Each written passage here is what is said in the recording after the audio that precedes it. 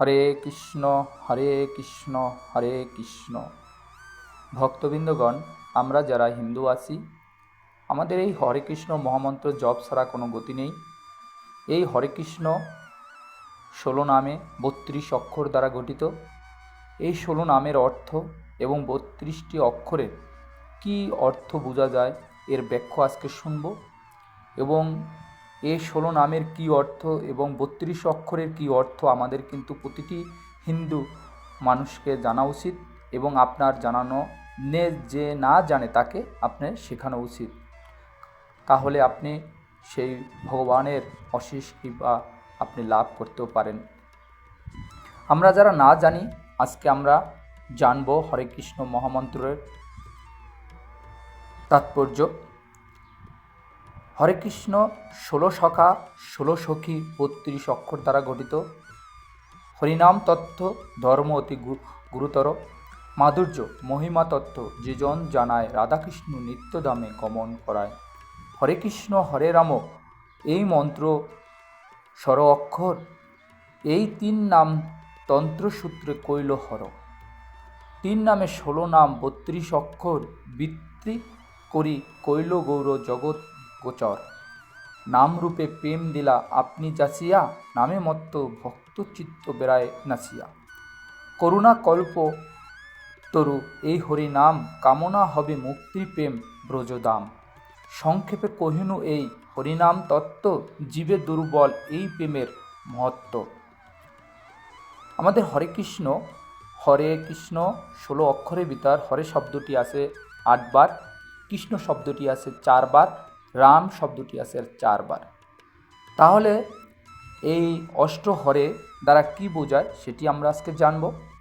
প্রথম হরে হলো চন্দ্রাবলী, দ্বিতীয় হরে বলতে বোঝায় প্রেমময়ী শ্রী রাধাকে, তৃতীয় হরে হলো সুবাসিনী, চতুর্থ হরে হলো সিংহাসন, পঞ্চম হরে হলো সুদর্শন, ষষ্ঠ হরে হলো শেষদেব, সপ্তম হরে হলো সাবিত্রী, অষ্টম হরে হলো রেবতী।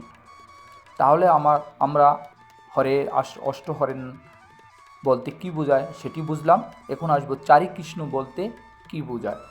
প্রথম কৃষ্ণ হলো পরম ব্রহ্ম শ্রী গোবিন্দ, দ্বিতীয় কৃষ্ণ হলো বাসুদেব, তৃতীয় কৃষ্ণ বলতে বোঝায় জগন্নাথ, চতুর্থ কৃষ্ণ বলতে বোঝায় বলভদ্র।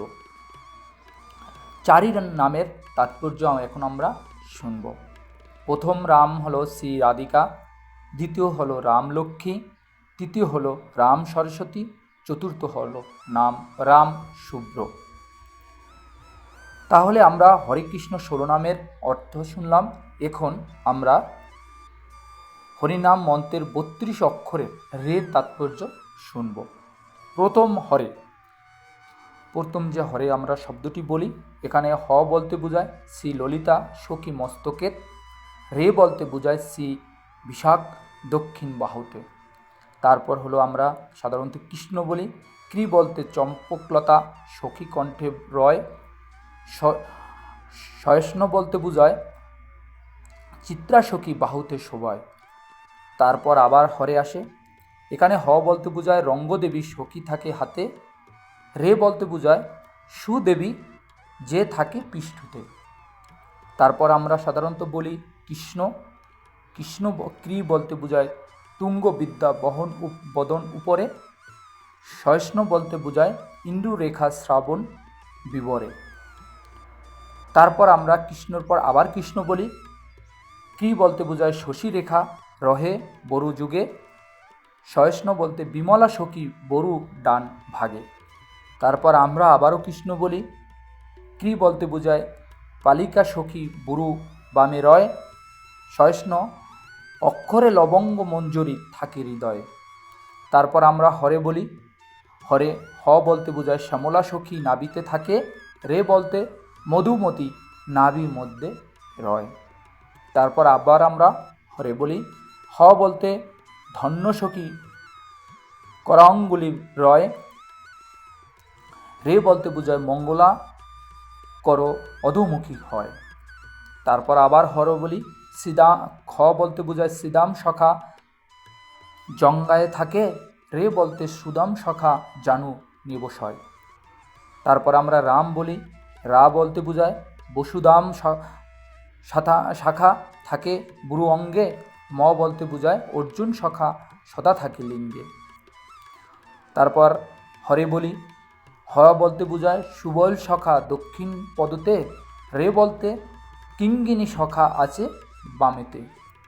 তারপর আমরা রাম বলি। চাতক শাখা পূর্বে নিবসয়। ম বলি মধু মঙ্গল অগ্নিকোণে রয়।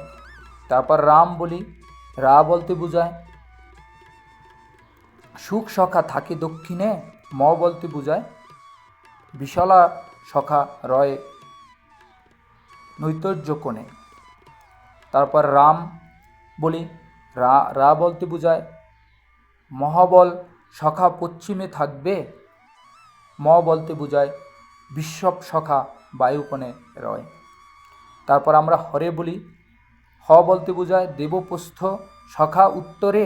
রে বলতে বোঝায় উদ্ভব শাখা আছে ঈশানেতে। তারপর লাস্টে আমরা আবারও বলি হরে। হ বলতে বোঝায় মহাবাহু ঊর্ধ্বে রয় সুখে।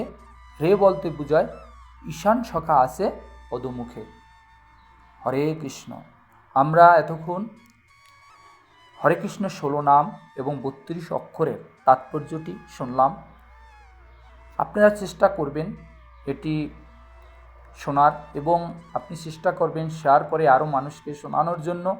এবং এটি পরিপূর্ণভাবে আপনি জানার পরে হরে কৃষ্ণ মহামন্ত্র তাৎপর্য, আমরা যে হরে কৃষ্ণ হরে রাম রাম রাম হরে হরে এই মহামন্ত্র বলে থাকি, এর 16 নাম 32 অক্ষর অর্থ যদি আমার ভুল হয়ে থাকে ক্ষমার দৃষ্টিতে দেখবেন। নমস্কার। হরে কৃষ্ণ হরে কৃষ্ণ হরে কৃষ্ণ।